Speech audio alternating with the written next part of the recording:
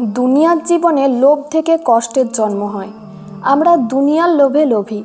দুনিয়ার জীবনের চাকচিক্যকে এতটাই ভালোবেসে ফেলি যে তার অংশ না হতে পারলে নিজেকে বড় দুঃখী মনে হয়। কিন্তু সত্যিটা কি জানেন? সত্য হলো আমরা দুনিয়াবাসীরা আসলে মহাবিশ্বের সব কিছুর মধ্যে সবচেয়ে সুখী। আমাদের আসলে কোনো দুঃখ নেই। আসলে দুঃখী হলো কবরবাসী জাহান্নামীরা, যারা অন্তরের দিক থেকে অসুখী। তারা অনবরত আফসোস করে যাচ্ছে, কারণ দুনিয়ার সময়কে তারা কাজে লাগায়নি। তারা দৈহিক যন্ত্রণা ভোগ করছে। সবচেয়ে দুঃখী হলো জাহান্নামবাসীরা, চিরস্থায়ী দুঃখীরা। আল্লাহ রাব্বুল আলামিন বলেন, আমি কি তোমাদের এমন লোকেদের কথা বলবো যারা আমলের দিক থেকে সবচেয়ে বেশি ক্ষতিগ্রস্ত?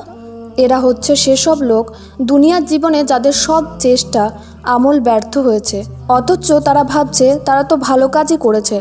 সূরা কাহাফ আয়াত 103-104। পৃথিবীর আগুনে পুড়ে যাওয়া ব্যক্তি প্রথমে অজ্ঞান হয়ে পড়ে। অচেতন অবস্থায় তার দেহ আগুনে পুড়ে যায়। সে ওই যন্ত্রণা টের পায় না।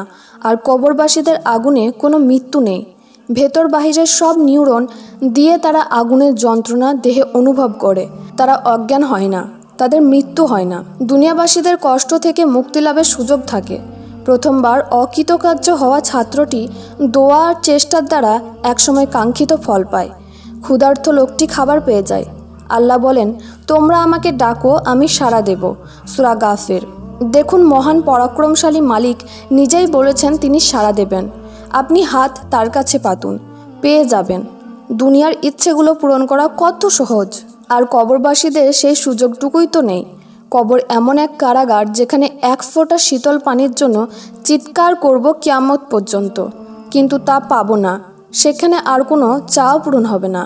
আল্লাহ সাড়া দেবেন না। আবার এই কবরবাসীর চেয়েও দুঃখী হলো কিয়ামতের দিন বাম কাঁধের আমলনামা ভারী হওয়া লোকগুলো। তাদের জাহান্নাম হবে চিরস্থায়ী। দুনিয়ার দুঃখের পর সুখ আসে, রাতের পর দিন আসে। জাহান্নামে এমনটা হবে না। আর যে আল্লাহ ও তার রাসূলকে অমান্য করে তার জন্য রয়েছে জাহান্নামের আগুন, তথায় তারা চিরস্থায়ী থাকবে অনন্তকাল। সূরা জিন আয়াত 23। জাহান্নামের আগুন কখনোই নিভে যাবে না। জাহান্নামীদের জন্য অপেক্ষার প্রহর একদিন শেষ হবে বলতে কিছুই নেই। সেখানে তাদেরকে পোড়ানো হবে, পচে গলে যাবে তাদের হাড়গুলো, মাংসগুলো। তারপর আবার তা পুনর্প্রস্তুত করা হবে, আবার পোড়ানো হবে। অনন্তকাল ধরে তা চলবে। আর কাফেরের জন্য কবরকে সংকীর্ণ করে দেওয়া হবে এবং সে তার জাহান্নামের স্থানটি দেখতে পাবে। ফলে ভয়ে আল্লাহকে বলবে, হে প্রতিপালক, কিয়ামত সংঘটিত করবেন না। কবরবাসীর কাছে কিয়ামত পরবর্তী জাহান্নাম সবচেয়ে ভয়াবহ। এতটাই ভয়াবহ যে সে কবরের আযাবের চেয়ে কিয়ামত পরবর্তী আযাবকে বেশি ভয় করবে। তাহলে বলুন, আপনার দুঃখ কোথায়? কিসের জন্য, কিসের অভাবে আপনার মরে যেতে ইচ্ছে করে? আমরা যারা দুনিয়াকে ভালোবাসি, দুনিয়ার চাওয়াকে প্রাধান্য দিই, তারা আসলে বড় ধরনের ক্ষতির মধ্যে আছি, ভুলের মধ্যে আছি। ইমাম ইবনে কাইয়িম রাহিমাহুল্লাহ বলেছেন, চিত্তের প্রশান্তি এমন এক জিনিস যার মাধ্যমে মনের যাবতীয় দুনিয়াবী দুশ্চিন্তা, দুঃখ, ব্যথা দূর হয়ে যায়। কত সুন্দর সহজ একটি কথা, তাই না? মন ভালো তো সব ভালো। মনে শান্তি থাকলে আপনার মাথার উপরে ছাদ ভেঙে গেলেও আপনি সুখী। কিন্তু চিত্তের প্রশান্তি কিভাবে অর্জন করা যাবে? আমাদের মনে প্রশান্তি আসে একমাত্র আল্লাহর জিকিরের দ্বারা। আল্লাহকে বেশি করে স্মরণ করতে হবে, তার নিয়ামতের শুকরিয়া আদায় করতে হবে। এ বিষয়ে প্রিয়তম রাসূল সাল্লাল্লাহু আলাইহি ওয়াসাল্লামের একটি সুন্দর হাদিস পায়। হযরত আবু হুরাইরা রাদিয়াল্লাহু আনহু থেকে বর্ণিত, রাসূল সাল্লাল্লাহু আলাইহি ওয়াসাল্লাম বলেন, তোমাদের নিচে যারা আছে তাদের দিকে তাকাও, তোমাদের উপরে যারা আছে তাদের দিকে তাকিও না। আল্লাহ তোমাদের যেসব অনুগ্রহ প্রদান করেছেন সেগুলোকে অবমূল্যায়ন না করার এটিই হলো অধিকতর দ্রুতসই উপায়। তাহলে আজ আপনার পকেটে খাবারের পয়সা না থাকলে আপনি কার দিকে তাকাবেন? আপনি কবরবাসীর জাহান্নামী লোকটির কথা ভাবুন। ভেবে দেখুন, কবরবাসীরা আজ চুরি করে খাবার খাওয়া তো দূরের কথা, ভালো খাবার কখনো পেতে পারে, আল্লাহ তাকে শীতলকারী খাবার ভিক্ষা দিতে পারেন, এমনটা কল্পনাও করতে পারে না।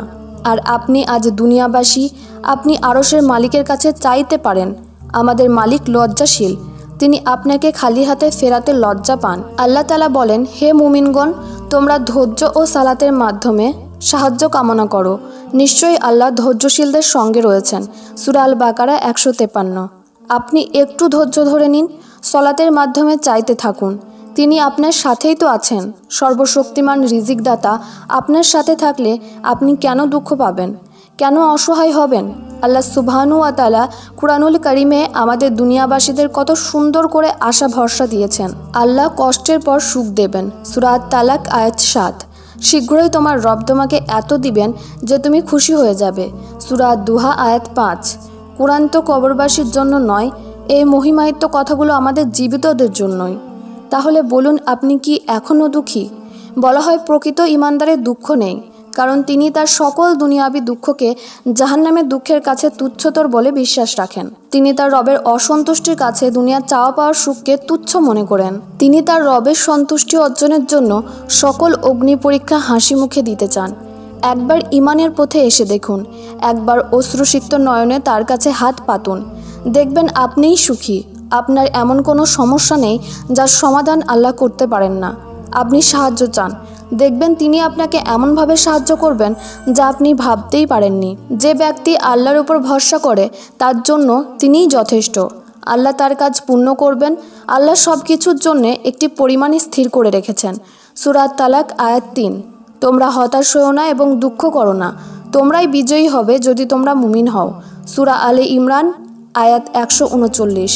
ভিডিওটি সাদকা হিসেবে অন্যদের সাথে শেয়ার করুন। আপনার একটা শেয়ারে যদি কারো উপকার হয় তাহলে আপনিও তার সওয়াব পাবেন, এবং চ্যানেলটি সাবস্ক্রাইব করে আমাদের সাথে থাকুন।